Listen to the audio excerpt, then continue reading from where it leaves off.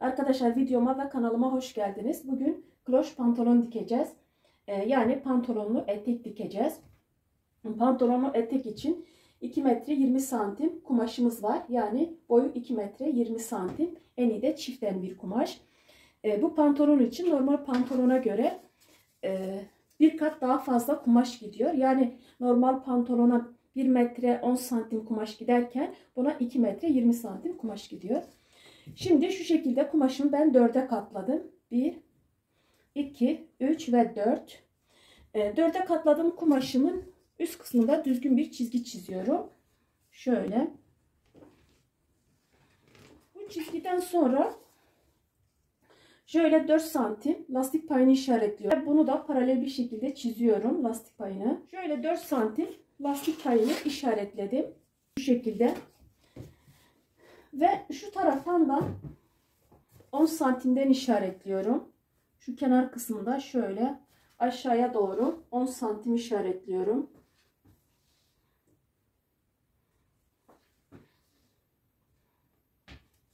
Ve bu 10 santimi de dik bir şekilde şöyle yukarıya doğru çiziyorum.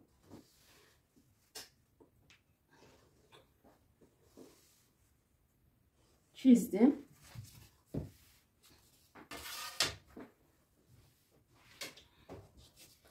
Şimdi bu lastik çizgisinden aşağıya doğru oturuş yüksekliğini 28 santim işaretliyorum. Şöyle 28 santim işaretledim. Ve bu 28 santimi de paralel bir şekilde çiziyorum. Şimdi işaretledim bu 10 santim çizgiden, yani bu dik çizgiden bu tarafa doğru kalça genişliğini işaretleyeceğim. Kalça ölçüsünü nasıl buluyoruz? Kalça çevresini ölçüyorsunuz, 4'e bölüyorsunuz, artı 1 santim dikiş payı ekliyorsunuz. Eğer kumaşınız esnek bir kumaş değilse, şöyle rigralı esnek bir kumaş değilse artı 2 santim ve 3 santimde bolluk payı ilave ediyorsunuz mutlaka. Şimdi ben şuradan 33 santim işaretliyorum. Şurası 33 santim, yani kalça genişliği artı dikiş payı 33 santim. İşaretlediğim 33 santimi de şöyle yukarıya doğru işaretliyorum. Şu şekilde. Yukarıya doğru çizdim. Lastikli bir pantolon olduğu için bel ölçüsünü almamıza gerek yok. Bel ölçüsüne de kalça ölçüsünü kullanıyoruz. Şimdi kalça ölçüsünden sonra A ölçüsünü alıyorum. A ölçüsünü 12 santim alıyorum. Çünkü bizim pantolon büyük bedenli. Şimdi bu kalça ölçüsünden sonra 12 santim aldım. Ve şuradan da 10 santim, 10-11 santim alıyorum. Şimdi A'nın şeklini düzgün bir şekilde çiziyorum. Evet. Şöyle A'yı da çizdim. Ve buradan 1 santim içeriye doğru kaydırıyorum. Şu şekilde. Şöyle 1 santim.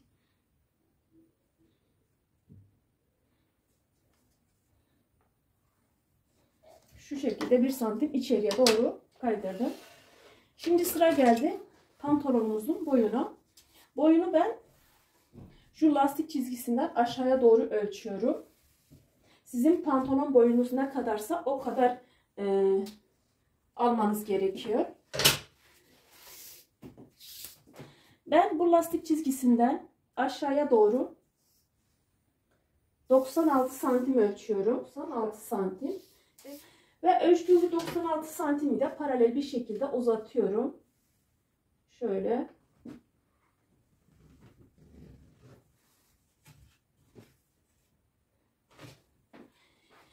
Şimdi paçanın genişliğini çizeceğim. Şurada çizdiğim A'nın bitişinden, şu A ölçüsünün bitişinden aşağıya doğru şu şekilde çiziyorum.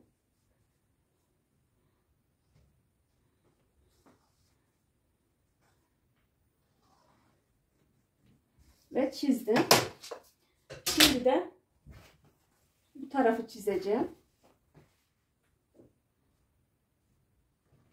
Şöyle yukarıya doğru çiziyorum.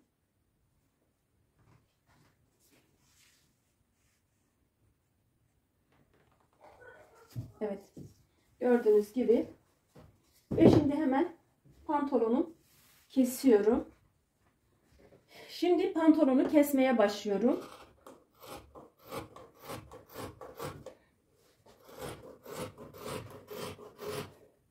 Şurası üstünden çizdiğim bir çizgiydi.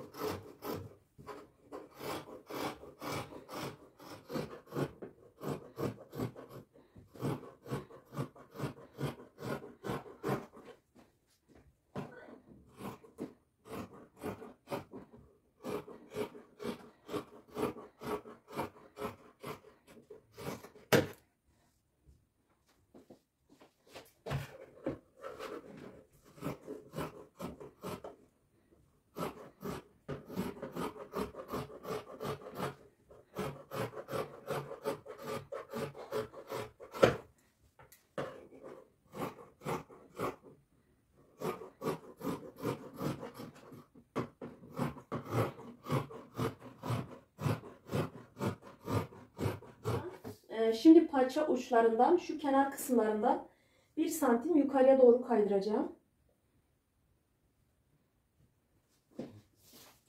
Bu taraftan da 1 santim yukarıya doğru kaydırıyorum.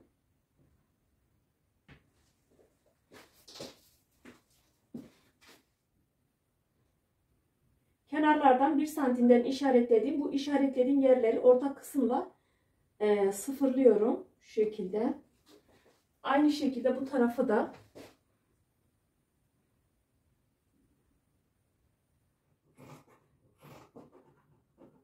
yani diktiğimiz kenarların, dikiş olan yerlerin sarkmaması için, düzgün gelsin diye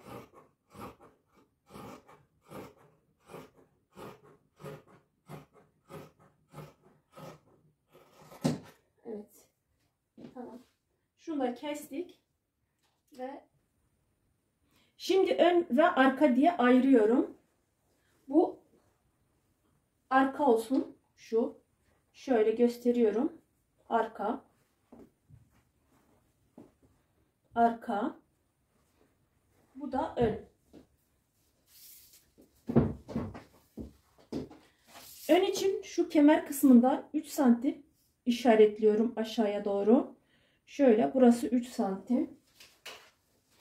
Ve bu 3 santimi şu kenar kısmında sıfırlıyorum. Yani yan dikişle sıfırlayacağım.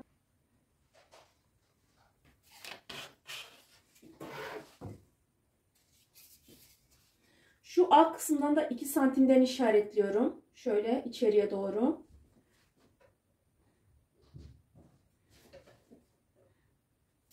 Paçaya doğru 1 santimden işaretliyorum. 1'e çeviriyorum.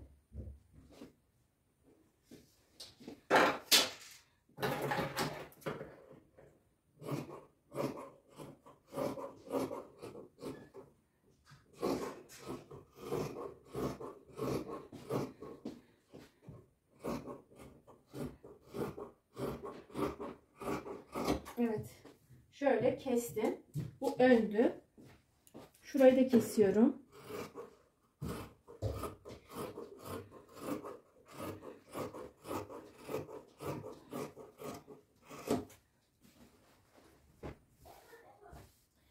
Şimdi önce hem arka hem önün alt kısımlarını dikiyoruz. Şöyle. Şu şekilde dikeceğim. Aynı şekilde şöyle dikeceğim. Ve dikip getireceğim.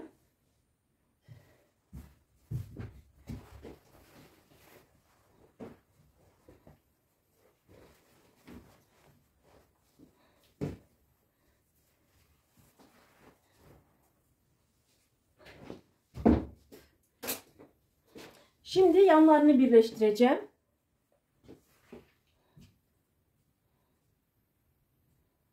Şimdi şu şekilde yanlarını birleştiriyoruz. Her iki yanını birleştireceğim.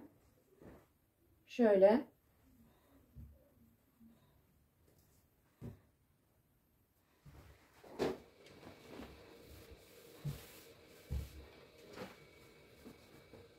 Pantolonun yanlarını birleştirdik.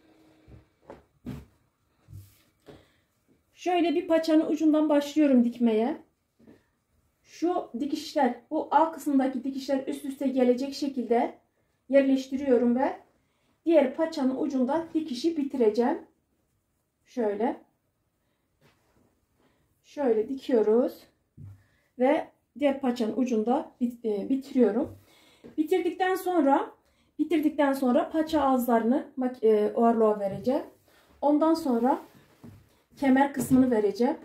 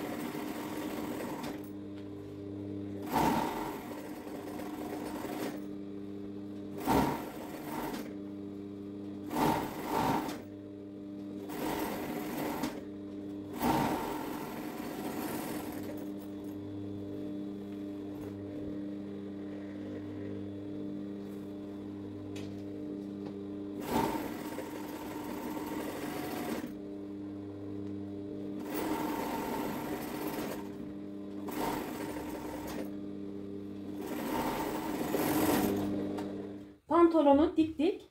Şimdi kemer kısmını katlayacağız ve paça uçlarını katlayacağım. Paça kısımlarını şu şekilde katlıyoruz. Şöyle.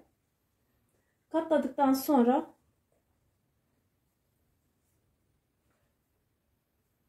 şu şekilde dikeceğim. Aynı şekilde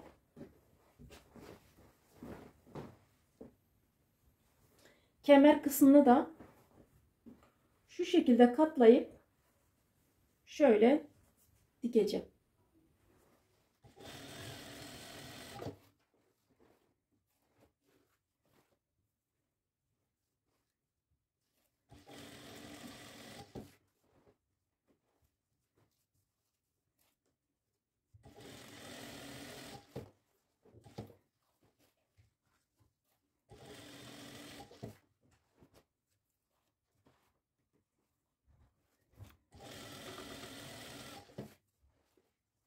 Arkadaşlar bu arada buraya kadar videomu izlediyseniz lütfen videomu beğenip kanalıma abone olursanız çok sevinirim.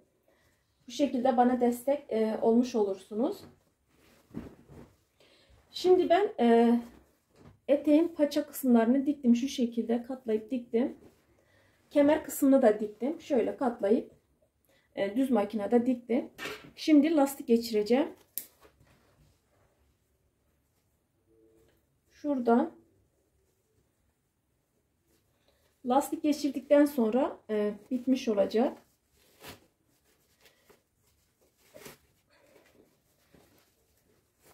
Lastiğin bu kısmını makinede şu şekilde dikeceğim. İyicene sağlamlaştırıp getireceğim.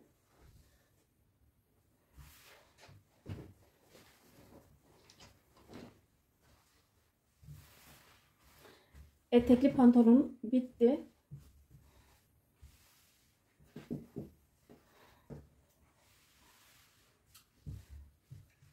Şu şekilde. Beni izlediğiniz için teşekkür ederim. Videomu beğenip kanalıma abone olursanız sevinirim.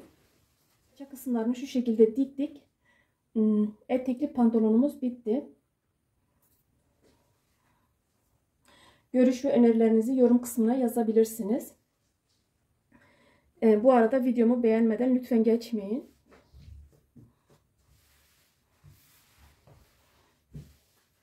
Lastik kısmını da lastiği geçirdikten sonra şöyle bir kere de üstünden geçtim lastiğin içinden dönmesin diye.